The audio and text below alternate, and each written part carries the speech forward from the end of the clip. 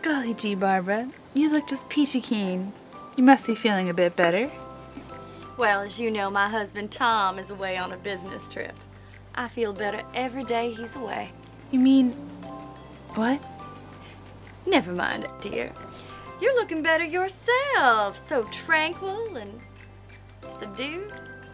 I'm Evelyn Branson. Whenever I get too free-spirited, my husband sends me to the doctor for a special treatment. It really zaps me back into place.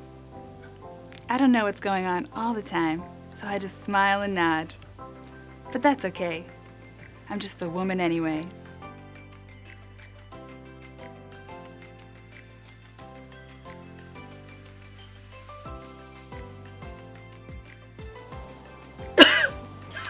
Oh dear, you do still have that cough. Here, have one of my menthols. They're the bee's knees. My doctor recommends them to cool your throat.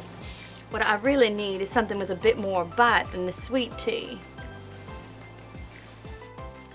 Hi, I'm Barbara Williams. I come to these little get-togethers to get away from my husband, Tom.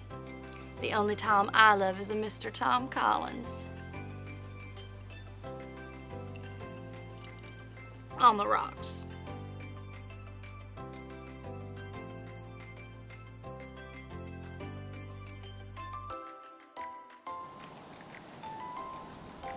Evelyn, you do have such a nice patio. Has your colored girl been working extra hard?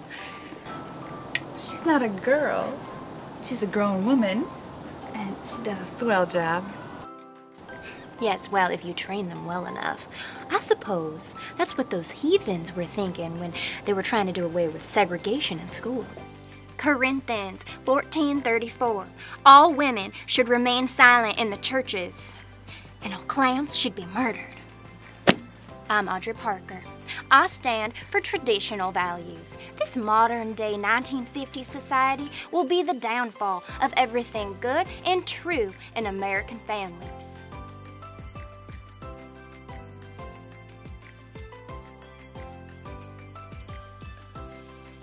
I just worry about my daughters. With such a progressive idea being taught in schools, I'm just worried they're going to start feeling free to try new things.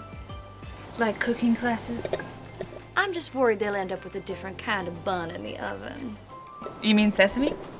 Yes, Evelyn dear, that is exactly what I mean. Well, hello, ladies. I brought with some leftovers from the potluck at church earlier this afternoon. Well, look at you. Cookie toting and Christ voting. That is right. You know, my wonderful husband and I were just talking about how great it is that President Eisenhower put those words, "one nation under God," into our mighty Pledge of Allegiance. I'm Martha Baker. I am determined to be a good and faithful housewife. Life is all about appearances, and I intend to keep mine pristine.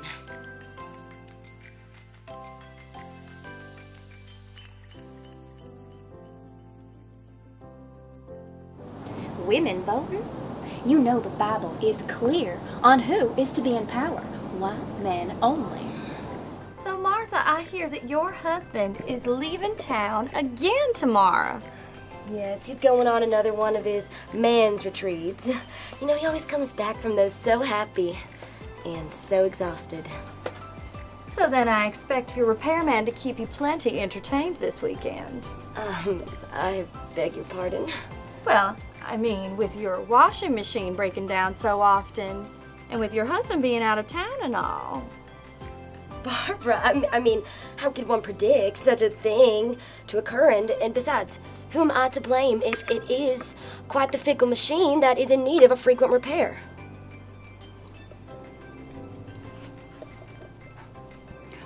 Gals, this is Kim Saunders. She and her husband are new to the neighborhood. Isn't that nifty?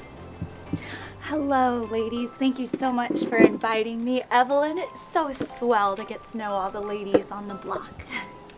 So, Kim, I hear your husband is into politics, is that correct? He is. He's quite the revolutionary. We can't wait till he gets elected to Congress and can make all these fabulous changes. Well, you tell him if he wants my vote, he better remember what's printed on our dollar bills. George Washington? No, Evelyn dear, she means the "in God we trust" part. I can already tell what type of politician he will be. His wife clearly wears the pants. Hi, my name is Kim Saunders, and I'm proud to be a modern, progressive woman. I'm choosing to wait to have children, and I even took a few college courses to be a secretary. That's where I met my husband, who I followed across the country to his hometown so that he could pursue his career.